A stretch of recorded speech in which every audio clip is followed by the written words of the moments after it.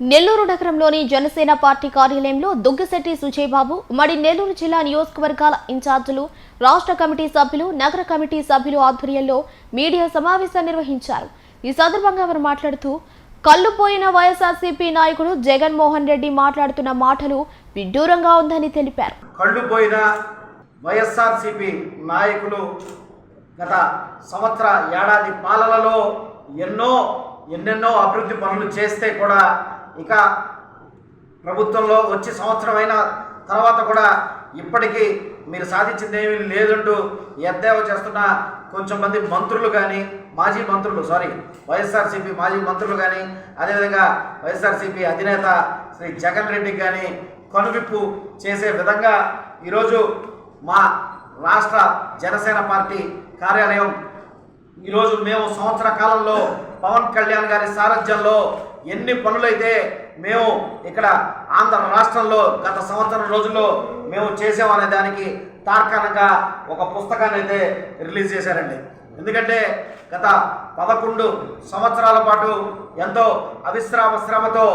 ఆయన ఎంతో విలాసవంతమైన జీవితాన్ని కూడా వదిలేసి ఆంధ్ర రాష్ట్ర ప్రజల బాగు కోసం, ఆంధ్ర రాష్ట్ర ప్రజల అభ్యున్నతి కోసం 24 గంటలు శ్రమించిన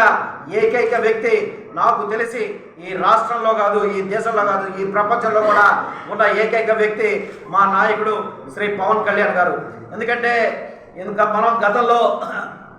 ఎంతోమంది రాజకీయ నాయకులను చూసాం, వాళ్ళందరూ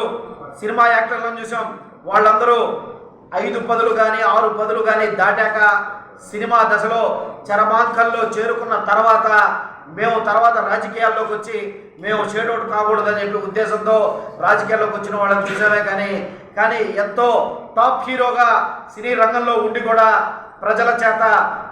ఎన్నో మనల్ని పొందుతూ ఎన్నో రికార్డులని వసూలు చేసుకున్న వ్యక్తి ఎంతో పీక్ స్టేజ్లో ఉన్నప్పుడు కూడా 44-43 వేల వయసులో ఒక పార్టీని స్థాపించి ఆంధ్ర రాష్ట్ర ప్రజలు ఇబ్బంది పడకూడదనే ఒక ఉద్దేశంతో, ఒక రాక్షసుడి పరిపాలన రాకూడదనే ఒక పరితపనతో 2014లో దానికోసం అయితే పార్టీ పెట్టారో ఆ రోజు నుంచి 11 సంవత్సరాల పాటు అవిశ్రామంగా 10 సంవత్సరాల పాటు కృషి చేసి అదేవిధంగా పార్టీని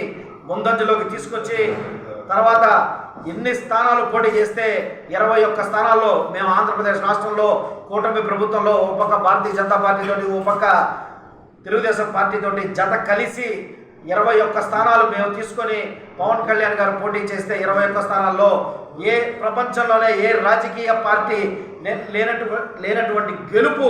ఈరోజు జనసేన పార్టీ సొంతం చేసుకుంది. ఆ ఒక్క గెలుపుతో విస్తుపోయిన ఆంధ్ర రాష్ట్రంలో దేశంలోనే అన్ని పార్టీలు ఓవైపు పవన్ కళ్యాణ్ గారే రానున్న రోజుల్లో మన రాష్ట్రానికి కాదు దేశానికి సైతం దిశ చూపించగల ఏకైక శక్తి పవన్ కళ్యాణ్ గారే అని చెప్పి తెలుసుకుని ఈరోజు మన ప్రధానమంత్రి నరేంద్ర మోదీ గారు సైతం ఈరోజు పవన్ కళ్యాణ్ గారు నా వెనకాల ఉన్నారు అని చెప్పి ఆయన ఓపెన్గా బహిరంగంగా స్టేట్మెంట్ ఇచ్చి ఓ పక్క ముందరికి వెళ్తున్న రోజులైతే మనం చూస్తూ వస్తున్నాం. అదేవిధంగా మనం ఇంకా రాష్ట్రంలో చూసుకుంటే శ్రీ నారా చంద్రబాబు నాయుడు గారు అనుభవజ్ఞులైన ముఖ్యమంత్రి గారు, ఆయన పరిపాలనలో ఆయన ఆధ్వర్యంలో ఈరోజు కొన్ని శాఖలను జనసేన పార్టీ గెలిచిన తర్వాత 3 మంత్రులను తీసుకొని ఓ పక్క పంచాయతీరాజ్ కానీ, మరొక పక్క అటవీ శాఖ కానీ, మరొక పక్క పౌర సరఫరాల శాఖ కానీ, అదేవిధంగా కందుల దుర్గేష్ గారు కానీ పర్యాటక టూరిజం శాఖలో తీసుకొని వాళ్ళు ఎన్ని డెవలప్మెంట్స్ ఈరోజు కేవలం ఒక్క జనసేన పార్టీతో చేసిందో ఈరోజు ఈ పుస్తకం చూస్తే మీకు అందరికీ తెలుస్తుందని చెప్పి తెలియజేసుకుంటాను. అదేవిధంగా ఈ మధ్య వైఎస్ఆర్సీపీ నాయకులు ఎంతోమంది కారు కూతులు కూస్తూ ఉన్నారు. ఓ పక్క పేరుని నాని గారు కానీ, అదేవిధంగా నిన్న కాక మొన్న మహిళా నాయకురాలైనటువంటి